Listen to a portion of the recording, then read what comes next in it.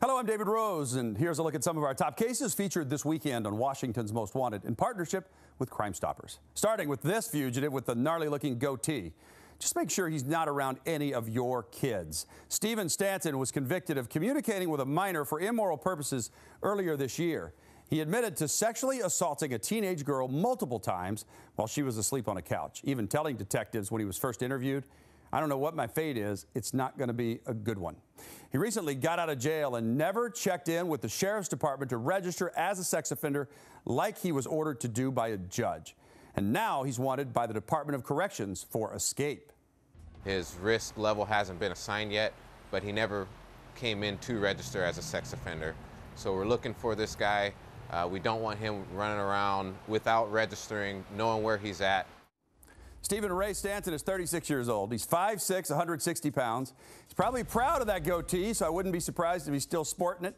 If you spot him on the street, call 911. If you can tell officers where to find him, use the P3 Tips app on your cell phone. You can download it for free or call 1-800-222-TIPS.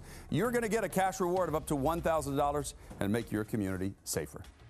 Bellevue Police still have teams of detectives working to identify all of the looters who vandalized numerous stores in the city on May 31st. And with your help in some of those cases, they've already identified more than 71 suspects. And tonight, they're asking for your help to identify a whole bunch more, especially the guy you see there on the right in the light blue pants and the one next to him in the shiny puffy vest and scarf who brought a handgun that day. Detectives say he gave that gun to the guy in the blue pants, who then used it to shoot out the glass on the cigarette case in the QFC on Northeast 8th Street.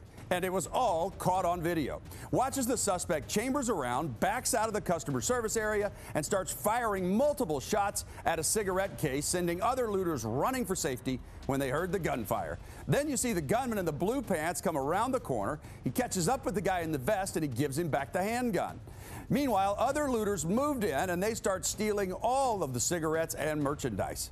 And while detectives are hoping to identify everyone that was there that day, they especially want to find the guy who brought that gun and the one who used it. Wherever they are, they probably still have this gun and are willing to commit another crime. And if we don't find them, they could hurt somebody. After that first suspect in the vest left, the video shows the guy who shot up the case headed back to the customer service area to grab his share of the cigarettes with a third suspect you see there. That third suspect had unsuccessfully tried to break open the case with a broomstick. After the gunfire, he and the shooter appear on camera with some clear plastic bags to load up everything they can. And then you see them hauling them out like they're some kind of Santa Claus with stolen goods. The primary suspect in this is the male wearing the large puffy purple jacket and the light blue sweatpants. It's unique clothing. Somebody may have seen him walking around wearing that jacket, and we'd like to know where he's at and who he is. Detectives also want you to look closely at these other suspects who were there to see if you recognize any of them. Crime Stoppers of Puget Sound is offering a cash reward of up to $1,000 if you know any of their names. You will remain anonymous. Call 1-800-222-TIPS or text the information through the P3 Tips app on your cell phone. Well, maybe one good thing about kids being away from schools during the pandemic is that our next fugitive didn't hurt anyone when Puyallup Tribal Police say she crashed through a fence at an elementary school in September to try to outrun officers. Yolanda Lund, a.k.a. Yo-Yo, was arrested and charged in Pierce County with attempting to elude a pursuing police vehicle and driving while her license is suspended. She told police she was running because she had warrants for her arrest for drugs and illegally having a firearm. Yo-Yo has a long criminal history. She's been in and out of jail, and now she's in the wind, wanted for all of those charges. And Department of Corrections officers are currently looking for her for escape.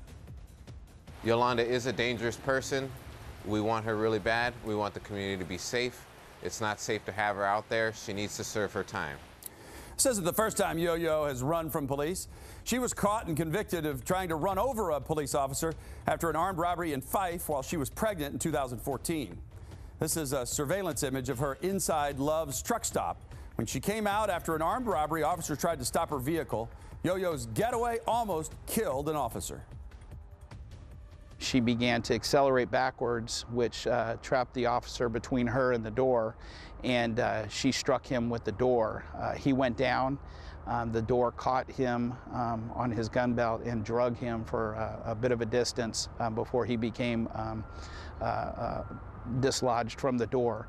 And at that time, he feared she was going to run him over. And again, most recently, she could have killed a kid when she drove through that elementary school in Puyallup.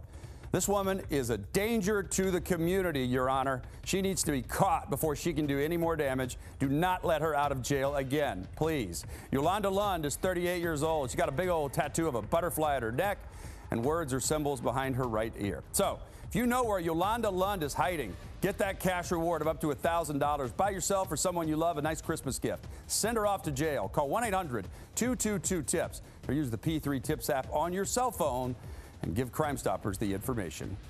2020 has been a tough year and even harder for those still seeking justice for a murdered loved one, like the family of James Little, who was gunned down outside the Paradise Bar in White Center in 2017. I've been working ever since with King County Sheriff's detectives and the U.S. Marshals to try to get information to help find his accused killer who you see here, Billy D. Williams. Well, now, more than 3 years later, the Sheriff's Office has new information that could help finally bring Billy to justice. First, detectives say this is a new photo of Williams taken recently.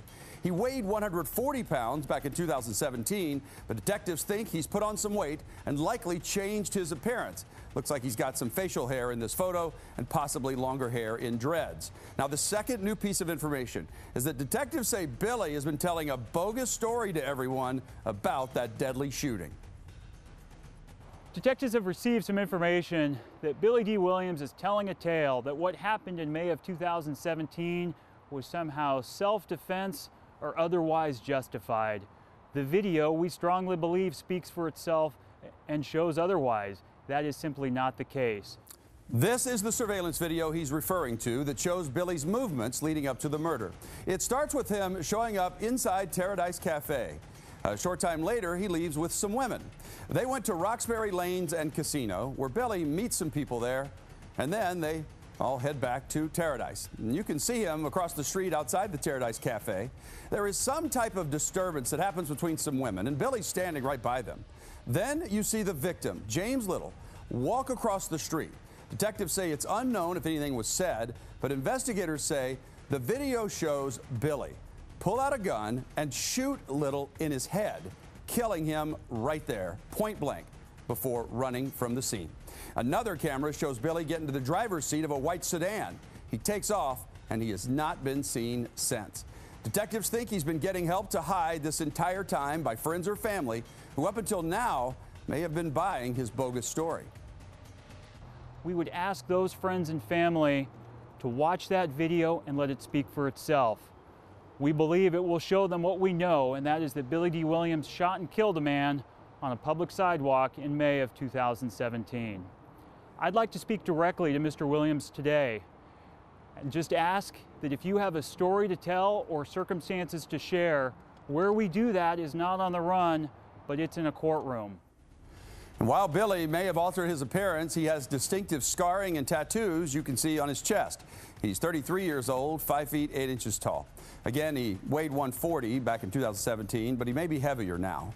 If you know how to help, King County Sheriff's detectives and the U.S. Marshals put an end to his long run from the law and help this case move forward and give James Little's loved ones some peace. Crime Stoppers will pay you a full $1,000 cash reward. You will remain anonymous. You will never be asked to give your name. Call 1-800-222-TIPS or text through the P3 Tips app. Send that information to detectives and the marshals and let justice have its day. Officers say this next fugitive is just trouble. A convicted rapist who committed a horrendous crime is on the run right now in Pierce County.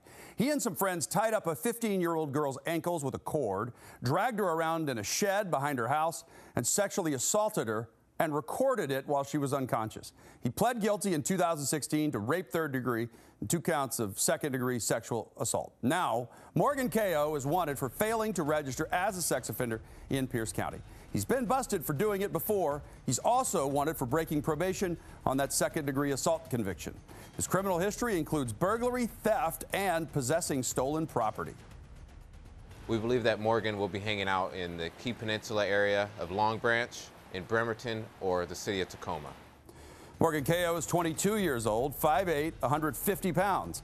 If you can tell officers where to find him, submit that information to Crime Stoppers of Tacoma Pierce County through the P3 Tips app on your cell phone or call the hotline. You will get a cash reward of up to $1,000 if that information leads to his arrest. Well, the mother of a man murdered in West Seattle says she's extremely upset at how arrogant the suspect seemed to her when he appeared in court Thursday during his arraignment. Stephen Abramson entered a plea of not guilty. The 37-year-old showed us exactly how he feels about his arrest with this unfriendly gesture. Well, your tips to Crime Stoppers of Puget Sound helped the U.S. Marshals and Seattle Police catch him on November 6th.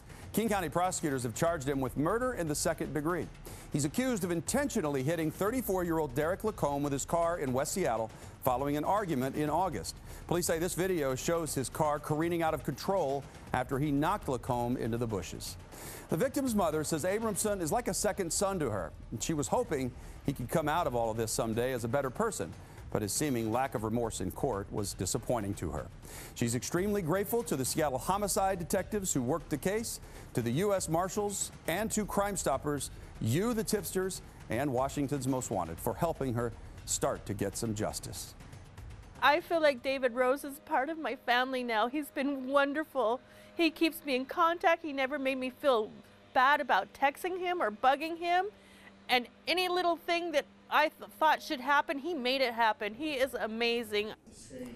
Well, bless her heart, she has just so much compassion, even hoping that someday his life is turned around, even though he killed her son. Abramson is being held in the King County Jail on $2 million bail. A convicted animal abuser who tortured and killed a therapy dog named Diamond in 2017 is headed back to jail, but it won't be happening soon because of COVID-19. James Evans was convicted of animal cruelty first degree in Thurston County after Diamond was found hanging from a tree branch near Summit Lake. It was one of your tips that identified him. He was sentenced to a year in jail and ordered not to own any pets for 5 years. Prosecutors say animal control officers then discovered 2 cats in his home in Grace Harbor County. So this week, Evans was back in court in Olympia.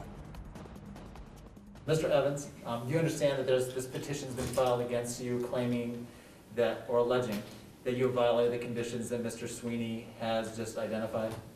Yes, sir. Evans' attorney asked Judge Chris Liness to give his client 80 hours of community service. The judge disagreed and said he deserves to spend time in jail, so he ordered him to spend 14 days in the Thurston County Jail. Evans has until January 19th to surrender because of the rising number of COVID cases. Well, that's a preview of this weekend's Washington's Most Wanted. Join us for all of the cases later tonight on Q13 Fox at 11:30. If that's a little too late, please set your recorder or join us tomorrow night at 10 on Joe TV, Channel 10, Channel 21, and 10:30 p.m. on our Fox partner stations in Spokane, Yakima, and the Tri-Cities. Have a safe weekend. Let's make sure these dirtbags have nowhere left to hide.